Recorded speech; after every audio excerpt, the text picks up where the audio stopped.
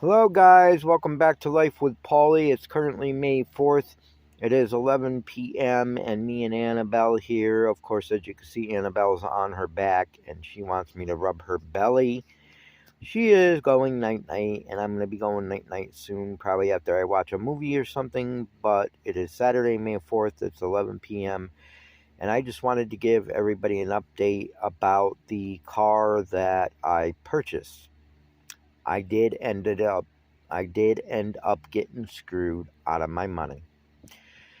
Sadly, I tried to get my money back from the guy. The guy basically said, "Well, if you have buyer's remorse, that's your fault, and you should have checked the car out better." Which I did check the car out, but there was a lot of things that I didn't see and that I missed, and some of it was because I did not have a lift to put it on and look underneath, and it was just a whole thing. And basically, what happened was I told everybody that I was looking for an SUV or a van.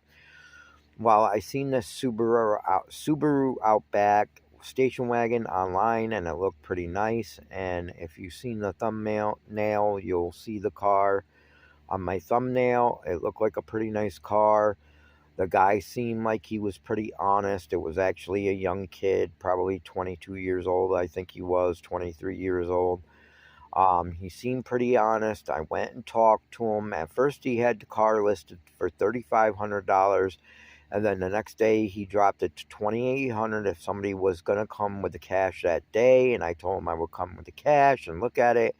And if I liked it and thought it was something that I could use, I would give him the money right then and there, and asked him if I gave him the money, if he would hold it for me until the first of this month, which just passed not too long ago. And he said yes, he would hold it for me if I wanted the car. So I went and looked at it. I looked underneath, no rust on it, pretty much. A little bit of surface rust here and there.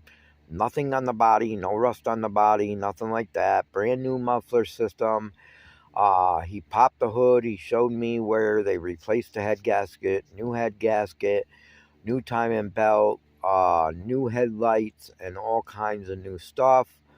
But there was pieces missing that I did not notice. Part of the air cleaner was missing, that I did not notice. The garage that I had it towed to, I had it towed to a garage because I didn't want to get it on the road and waste all my money on tax, title, and fees, and then not have it be inspected or not pass inspection and take the car off the road I got now, because then I would be screwed without a car and without a place to live because I live in my car.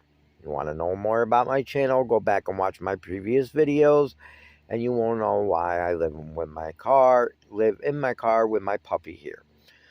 That will be changing soon too. But I'm still going to be camping outside basically, and I will give you an update on that. Anyways, I had the car towed to a garage to get it checked out. Within an hour, they called me. They put it on the lift. They showed me everything that was missing. The engine itself. Now I couldn't see this myself because I didn't have I didn't jack the car up, look underneath the car. I didn't have a lift to lift up the car.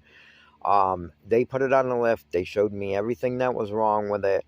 The engine was supposed to have 6 bolts in the engine. There was 3 of them actually missing, probably from when the guy's father did the head gasket and forgot to put 3 bolts back in it. I told the guy this. I said, "Your dad, you shouldn't have your dad working on cars if he makes, you got an engine that has 6 bolts, but you missed 3 bolts. Putting 3 bolts back in." I says, "You shouldn't have your dad working on cars." The U joint was bad in it. They said that the U joint wouldn't have to be replaced right away, but eventually it would, and that was $1,000. Part of the air cleaner was missing. One of the belts was too small to be on the pulleys, and a whole bunch of stuff wrong with it. And I just couldn't be stressed out with it. The garage that towed it was going to charge me to have it towed there and then have it towed to where I'm living, which is outside of my daughter's house. and that would have costed me more money, and then I would have had to get somebody to come pick it up anyway for junk, and I would have lost more money. So I told the garage to just keep it. So yes, I lost $2,800. I am now out $2,800. So now what I have to do is try to get the car that I have now working right. It is working. It's running great. There is a check engine light on, and I know in September it needs to be inspected again. If you live in New York, you know you have to have your vehicle inspected every year. As long as I can get it to pass inspection in September, I'm going to continue to save money from now until after September, as long as I can get the car inspected in September. But I have to do some things to this car before I can get it inspected in September. One of them being the check engine light is on. I'm thinking it's the VAP charcoal canister, and that is like a canister underneath your car where the gases go. The gases actually go into it and then are distributed into your engine to clean that for the air. So I'm hoping that's what it is. The charcoal canister and the engine light will go off because that's an evap light. If your check engine light is on in New York, they will not pass your car. And then I need 4 new tires, which that's not really a big deal. It is $400 at Walmart's, but that's not a big deal. I'm just worried about the engine light. The engine light is the most important thing because it definitely can't be on for them to pass it. So I need them to pass it so I can at least have, September, October, November, December, January, February, another year to save for a car. And this time, I'm not going to make another mistake. I trusted this guy's word, and I shouldn't have. And I know that if I took him to court, there's a chance that I still will not get paid. Even if you take somebody to court or you take them to small claims court, there's still a chance that you're not going to get your money. If you win the case and then they don't give you their money, usually there ain't much you could do about it. And I just can't be stressed with that, with my heart and everything going on. So I told the garage to keep the car, and I'm going to take $2,800 hard lesson learned. Okay. I do have a guy now that's going to help me work on this car, and he also said that if I go to buy another car again, to take him with me, to pick him up, and he'll go with me. I should have known better. I should have checked it out more than what I did, because I do the work on my own car except for big things. I do all the brakes on my cars. I did my brake pads and rotors in the front, and I did my brake shoes in the back all by myself. I do most of the work myself. I just don't do big things like mufflers or, fuel pump in the gas tank. I don't do the big major things. I do the things that I can do. Like the brakes, I do every year. I put new brake pads and new shoes and new rotors on my car. I do all that stuff myself. Of course, I can't change tires and put new tires on myself because I don't have that type of machine. But yeah, I should have known better. I lost a lot of money, $2,800, and I do not have enough money now to save for another car, because I only got until September. So I got May, June, July, August, September. I only got 5 months to go before this has to be inspected.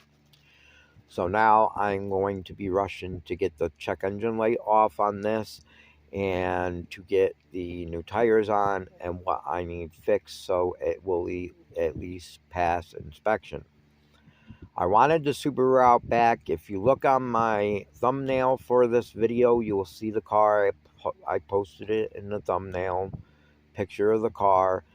You will see that. It looks pretty nice, and it seemed to be like a good deal. This guy knew, too, that I lived in my vehicle. I told him that it was not only a vehicle for me, but it was going to be my new home on wheels.